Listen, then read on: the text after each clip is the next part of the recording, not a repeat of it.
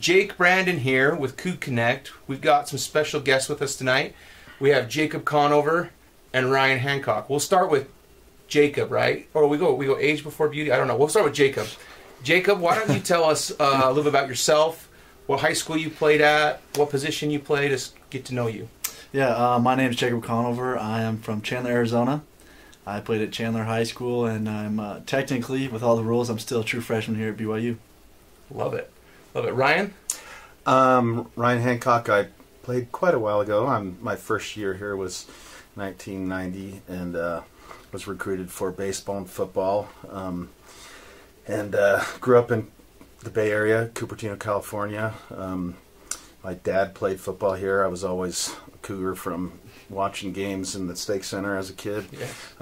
But it was exciting to be able to have my college career here. Excellent. My dad played here. I probably didn't realize it until he didn't talk a lot about it, but obviously I saw pictures and stuff.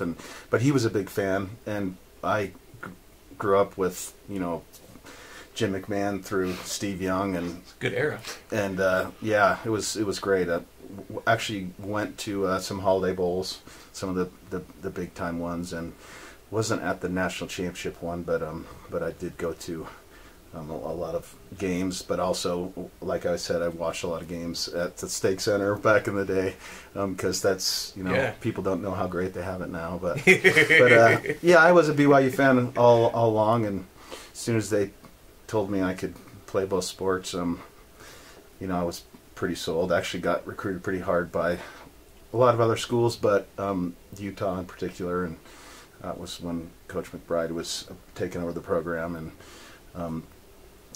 but there was no chance of that happening. And so you were recruited by Utah. We talked a little bit earlier before the show. You're also recruited by Miami, back when it was Miami. Yeah. And then Jacob, you were recruited by a lot of schools as well. Who were some of the schools that had offers? You had offers from? A lot of Pac-12 schools: Arizona State, and also SEC, Ole Miss, Arkansas, South Carolina, Alabama, just to name a few. Okay, so we got Jacob here, BYU quarterback. He's gonna drop some knowledge on us. Jacob, we're gonna give you a situation. It's in the red zone, and you've got one play to call to win the game. You're gonna talk us through the play as if you were the OC. This can be from high school. It could probably not from now. We don't want A-Rod to show up and accost me at my home. Let's not have that happen. So high school play or play you like from Madden or whatever it is. Talk us through that play. Okay, we'll go high school days. We'll just call this play Boomer. Okay, it doesn't matter because Chandler still uses it. To win the game.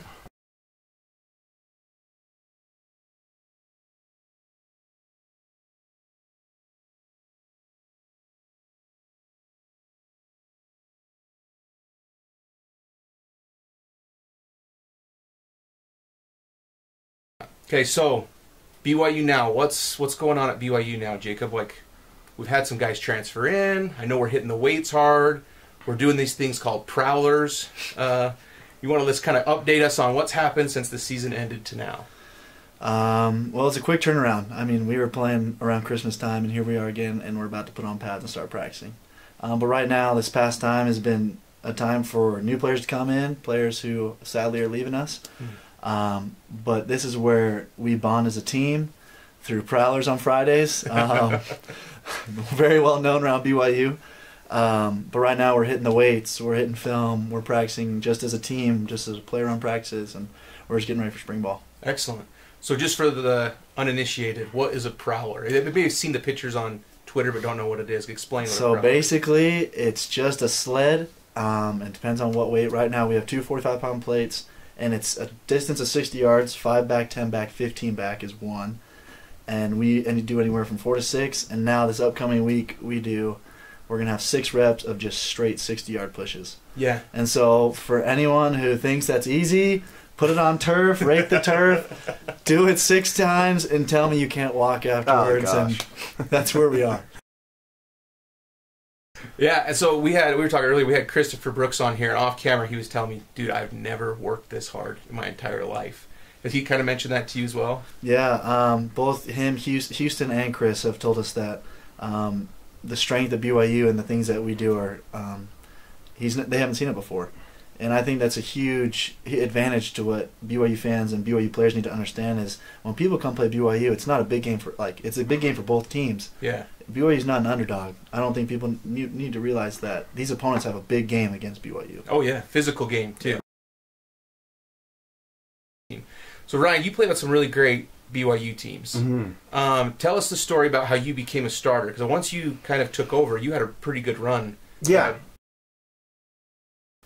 The way I ended up being the starter is John started the year as the starter after Ty left in '92 and played a couple decent games.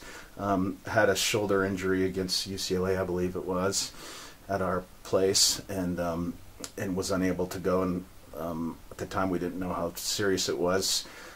But anytime there's a quarterback injury, and you're on the depth chart, the hair stands up, and it's time to get to work. I was already working hard anyway, but so the next game was Hawaii, and Steve Clements finished that UCLA game. He was the transfer from Texas, and early in the Hawaii game, being as hot and sticky as was there, I think there was a fumble that he tried to get off the ground and ended up messing his shoulder up, and I got thrown in, which I think is the best way to come in as a quarterback, because you don't have that week of knowing you're the starter to get nervous about it. So I think that was one of the things that enabled me to come in and do well in that game. I think I threw for over 300 yards in like 3 quarters. And actually we should have won that game, but last second we blew it and ended up losing. Actually, I threw a touchdown to Isaac's dad, Byron, in the last, about the last minute, I think it was. And that was the time that he flipped off the crowd, and he got suspended for the next game. But I love Byron. He was awesome. I was excited to see Isaac come here. But anyway, we went on, and we had a good streak of wins from there on out. I didn't lose a game till playing at Notre Dame, which that was, they were pretty good. It was Lou Holtz, Lou Holtz and Rick Myrer and Jerome Bettis playing at their place. I actually got hit in that game pretty good, and they had to aspirate a lot of blood from my knee, and I think I partially hurt my knee in that game. But I was wearing a pretty big brace from there on out. The next game, I think, was the big Penn State win at home, it was pretty close to that. It was just after that, and then I think that was my 7th win, and then we went to Utah, and that's when the stuff hit the fan when I tore my ACL.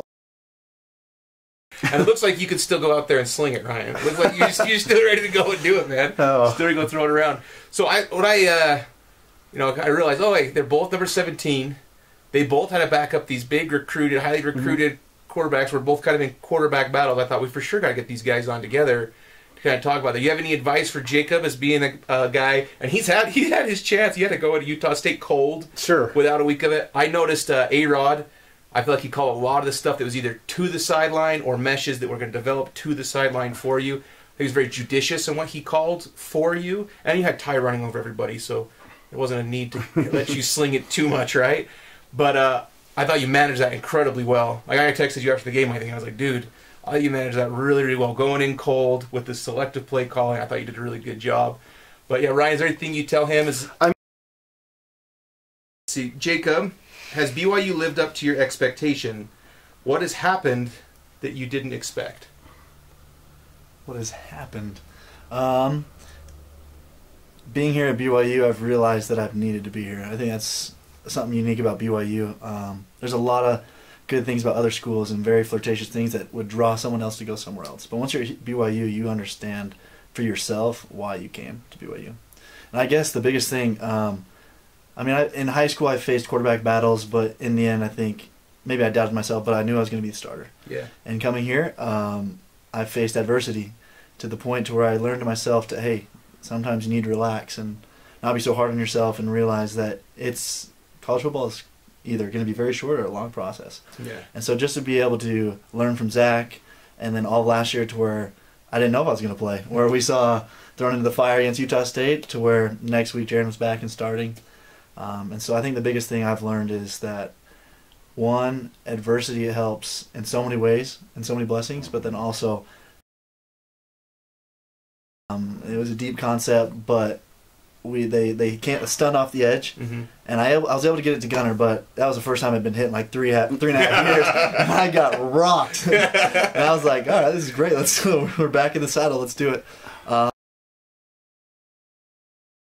Because I had an opportunity to do a baseball and football thing. Yeah. So that would have been super fun to explore, because I could have done the day and age thing and played professional in the summer, done that for a couple of years, and that was my plan. Did the Ute apologize for the late hit out of bounds? What about your first game experience against Utah State surprised you?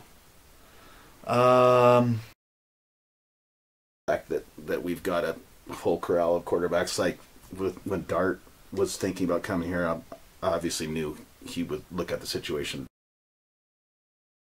Yeah. I had you over at my house one time and we talked about what it was like to have Nick Saban recruit you. You want to share that with us? Yeah. I have a ton of respect for Alabama and Nick Saban.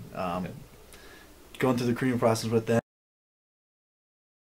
Yeah, you just let it fly. That's what I Let say. it fly. That's it. And hope that the coaches want you to. I know, right?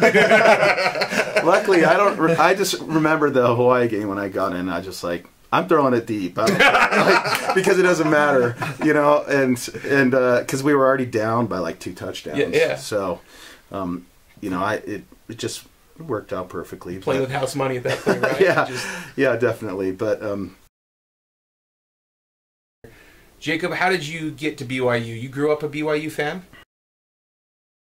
But again, thanks again. That's all we got for you. Coup Connect, and we're out. Sweet. Perfect. Thanks, guys. Appreciate it.